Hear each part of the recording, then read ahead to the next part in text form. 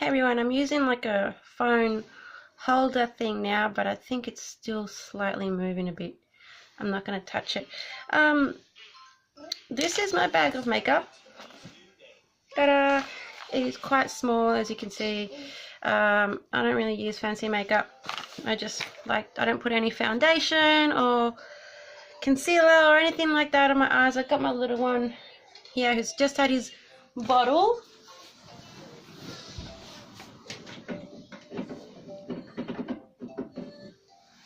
He's just had his bot. He's right there, look at him. He's watching some stuff on the iPad. While I do this, he is down. He should be ready for a nap now, but yeah, see how we go. As always, I like to multitask and have a little bit of a chat about father's rights and why I'm into father's rights and why that doesn't make me into a conservative right-wing person. I began my, let's see, when I was younger, I lived in Canberra, okay, my parents never married, but they separated, or, you know, de facto married or whatever. They stopped being together when I was about 4 or 5 years old.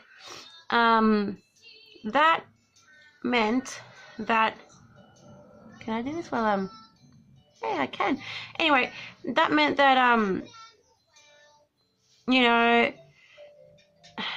I was put to live with my mother, who 25 years ago was like automatically to be thought to be the better carer, because she was stay at home, and, you know, even though she worked here and there and studied as well at uni, my dad did most of the work and he's always been a provider.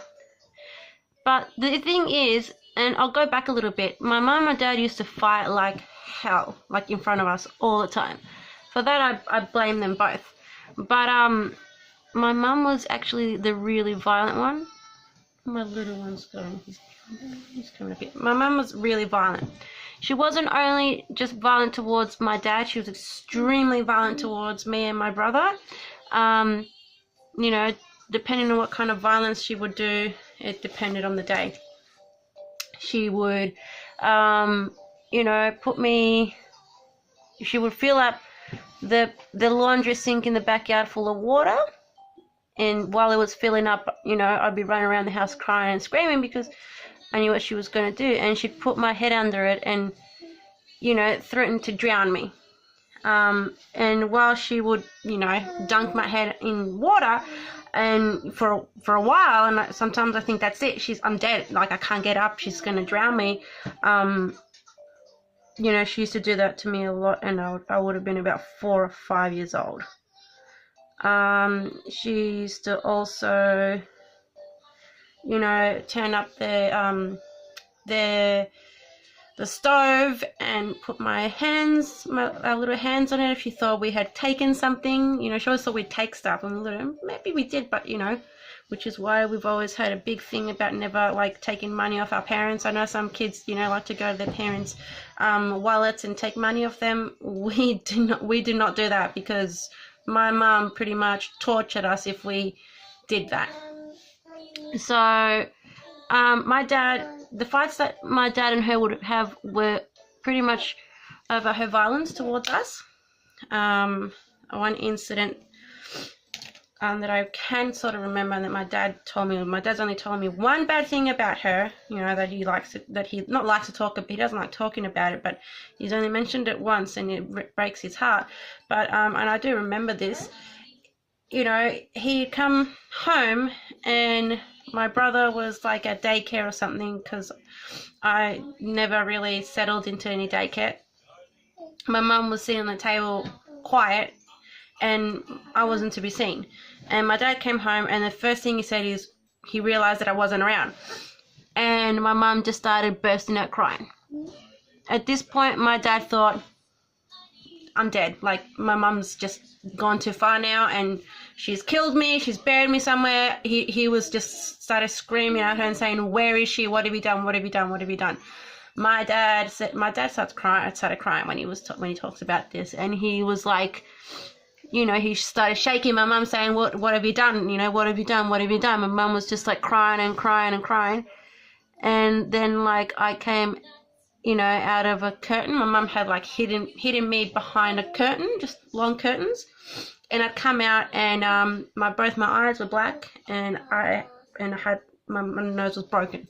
So she'd broken my nose when I was about 3 years old. She had shoved my head into a table,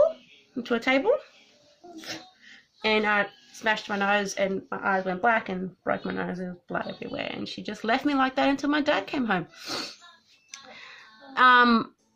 Obviously when my dad saw me, you know, he cleaned me up and all that, and you know, he sat down with my mum, and he said to her, if you think it's okay to hit a small child in such a way, to point of giving them black eyes and breaking their nose, if you think it's okay to be so viciously violent to somebody weaker than you, then you obviously, in your mind, you must think it's okay for me to do something like that to you, because I'm stronger than you.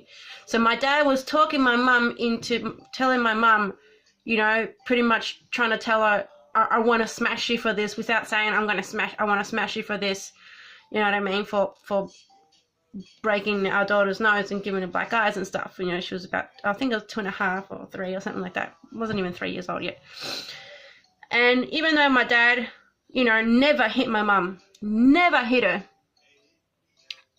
he did throw some stuff at her once, but never ever like laid a hand on her. I mean, my mum used to fucking, that bitch used to like lay into all of us, and especially into him. Like, she'd latch on and scratch him and punch him, and he'd call he'd call the police and on her, and the moment they would walk in, because he's a big 6-foot bloke with like a beard, they'd tackle him and arrest him, even though he'd call the police on her. Or sometimes the neighbours would call the police, or he would hope the neighbours would call the police, and he would always end up getting arrested, even though my mum was the violent one.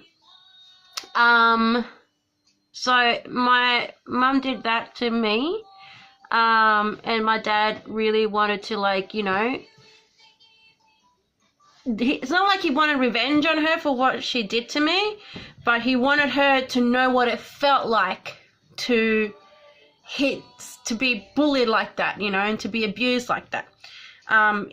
He didn't do anything, like, and they ended up in another argument, you know. She arced up and said, you know, go on, fucking do it. And he's like, well, I'm not going to do it, because if I do it, he goes, if I do something like that, I'll go too far and I'll end up in jail.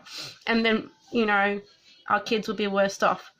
So, you know, they had a big argument. She promised she would never do that again.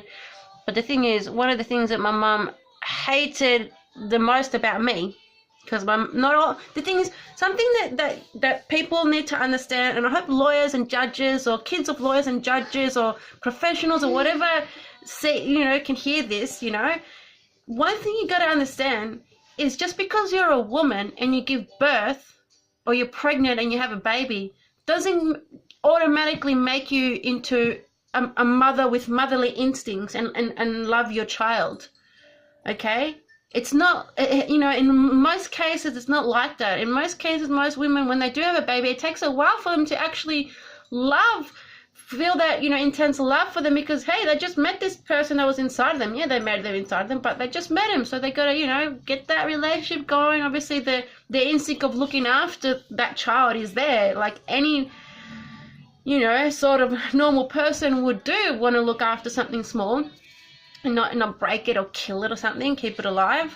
But, yeah, my point is, not all mums love their kids, all right? And certainly before I was born, when I was born, and to this point, my mum does not love me, and she has said this to my face many times. And, you know, I'll explain to you that, you know, the fact that my dad favored me a little bit more than my brother, because I was a girl, and my dad, you know, wanted to have a little girl, my mum would actually get jealous of me, like in a very weird way. And my dad would actually have to explain to her, I love my daughter in a father-daughter way, and I love you in a partner way. There's no reason for you to get jealous. And she could not understand that, which is probably why she let things happen to me when I was older with her, you know, with her husband, with my ex-stepfather, because she just could not understand that kind of stuff.